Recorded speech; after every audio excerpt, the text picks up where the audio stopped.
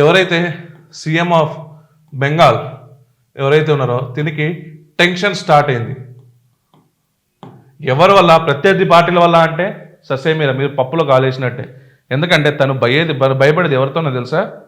Election commission of ఇండియాతోని. ఎందుకు Vikram election commission of ఇండియాతో తను భయపడుతుందంటే అక్కడ ఇల్లీగల్ ఓటర్స్ ఉన్నారు కాబట్టి, అక్కడ election commission of India sir conduct చేస్తుంది కాబట్టి. ఎస్ఐఆర్కి మమతా బెనర్జీ 100% భయపడుతుంది మిత్రులారా అక్కడ.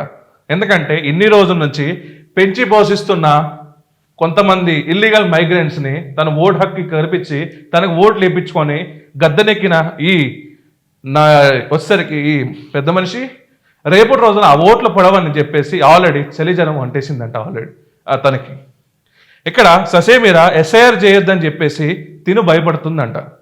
అసలు నిజంగా తినకి చేసిన అభివృద్ధి పనుల మీద నిజంగా నమ్మకం ఉంటే ఎస్ఐఆర్ చేస్తే తినికి ఎందుకు భయం అని చెప్పేసి ఈరోజు సోషల్ మీడియాలో పెద్దగా చర్చగా మారుతుంది. అండ్ అక్కడ వెస్ట్ బెంగాల్లో కూడా మనం రీసెంట్గా చూసాం, ఒక లేడీ డాక్టర్ని ఏం చేస్తారు, దానికి న్యాయం ఏం చేస్తారో కూడా చూసాం. వీళ్ళు అంత గొప్ప హృదయరాలు, వీళ్ళు ఎంత న్యాయం చేశారో కూడా మనం చూసాం.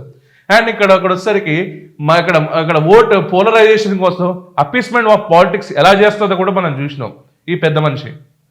సో దీనికి వచ్చేసరికి ఎంతమంది రక్తాలతోని తను సీఎం అయిందో కూడా మనం చూసాం. ఎంతమందిని శవాల మీద దీని సింహాసనం ఉందో అది కూడా మనం చూసాం. సో ఇక్కడ వీరికి వచ్చేసరికి టీఎంసీకి చర్మగీతానికి పాడడానికి election commission of India sir రాబోతున్నారు. ఆ ఎస్ఐఆర్ చేస్తే, ఆ ఎస్ఐఆర్ ఇన్వెస్టిగేషన్ చేస్తే తిరిగి వచ్చేసరికి గడ్డుకాలమే ఈసారి ఎలక్షన్స్లో. ఎందుకంటే దీనికి ఇల్లీగల్ మైగ్రెంట్స్ ఓటర్స్ ఉండరు, తిన పప్పులు ఉడకవు. దీనికి ఇంకొకటి ఏంటంటే ప్రశాంత్ కిషోర్ లాంటి పోయినసారి ఫుట్బాల్ మ్యాచ్ల లెక్క ఈ కాలకి ఆ కాలకి ఈ కాలకి చేసే ప్రశాంత్ కిషోర్ కూడా తిన వైపు లేడు.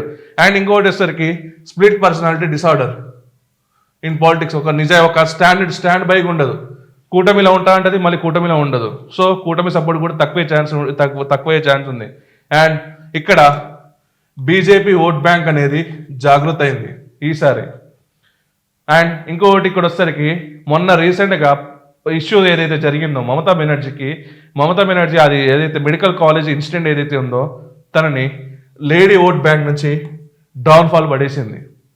అండ్ నిజంగా అసలు ఇల్లీగల్ మైగ్రెంట్స్ తినికి ఉన్న బలం ఏదైతే ఉందో, ఏదైతే కొన్ని మేధావులు చెప్తారో ఆ మేధావులు చెప్పిన దానికి ఆ బలాన్ని ఇప్పుడు డిగ్రేడ్ అయిపోతుంది ఇది వచ్చేసరికి మమతా బెనర్జీ గారికి. అండ్ ఒక్కసారి చూద్దాం వీళ్ళకి ప్రోస్ ఏంటి కాన్స్ ఏంటి.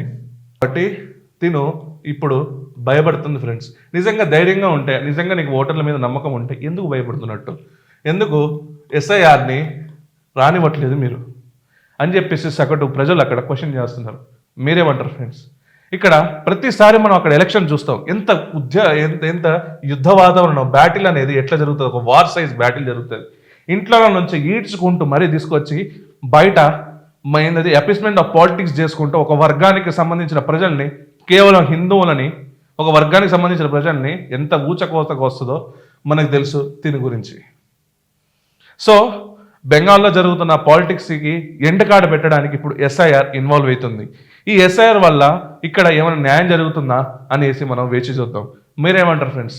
అసలు నిజంగా ప్రజల్లో అంత హోప్ ఉన్నప్పుడు ఎస్ఐఆర్ వస్తుందంటే ఎందుకు భయపడుతుంది ఈ మమతా బెనర్జీ?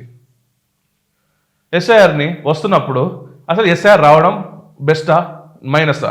నిజంగా ప్రతిపక్షాలు ఆరోపిస్తున్నట్టు election commission of India Narendra Modi పప్పెట, లేకుంటే ఇక్కడ ప్రతిపక్షాన్ని టార్గెటెడ్ చేసుకుంటే ఒక అస్త్రమా ఎస్ఐఆర్ అనేది?